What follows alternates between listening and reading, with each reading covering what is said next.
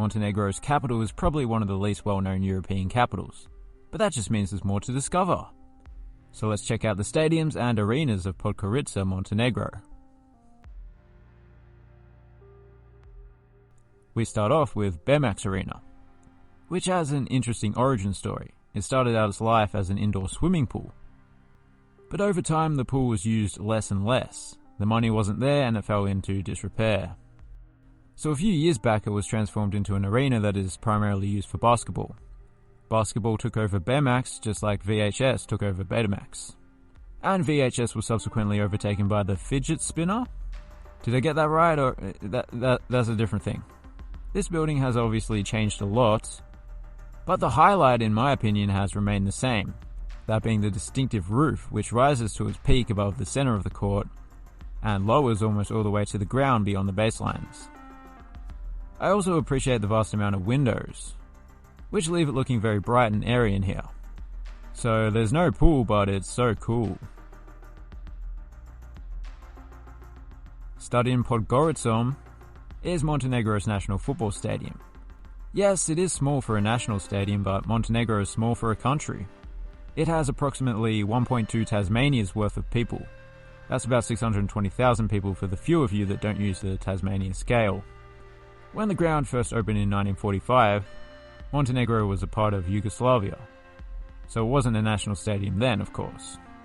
In fact, Montenegro only gained full independence in 2006, when the people voted to break away from Serbia, which left Serbia as a landlocked country.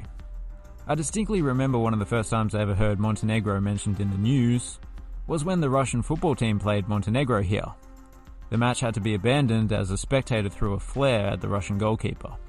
The original stadium actually burnt down in 1952, so perhaps I'm worried about it happening again. Also, it's not nice to throw missiles at the visiting Russians, provided they arrived in a passenger plane and not a military convoy. Back to the Moracha Sports Center, specifically the main hall this time.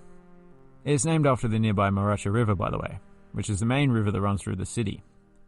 If you follow it northeast for half a dozen or so kilometers, it leads to a rather nice canyon. Montenegro is a beautiful country, with some beautiful arenas. This is rather similar to the one next door, but I think I prefer this one. It was renovated at the same time that Bemax Arena was being transformed. To host EuroLeague games, an arena has to have a capacity of 5,000 or more, so they expanded it. This has led to the arena having a very unconventional seating layout, with an upper tier at one end, but not along the sidelines. The additional tier was added there simply because that was the only spot that actually had enough headroom to do so. DG Arena. Much like the indoor arenas, this too was renovated in 2018. Although when I say renovated, I mean rebuilt, because this is what the site looked like a few years ago. Where's the stadium? I think it was literally just the field where the locals played informal games of football. Probably just using jackets on the ground as the goals. So really it was entirely built in 2018. The ground is home to two clubs who thankfully share the same colour scheme. Currently those two clubs play in the second tier of Montenegrin football, which is mostly semi-professional, and considering that, I'd say this is a decent little stadium. And now for some honourable mentions. Stadion Husna Vreve. I would say this is a one-stand wonder, but I suppose it would be more accurate to say it's just one standard ground. Stadion Mali Sportova is certainly not standard.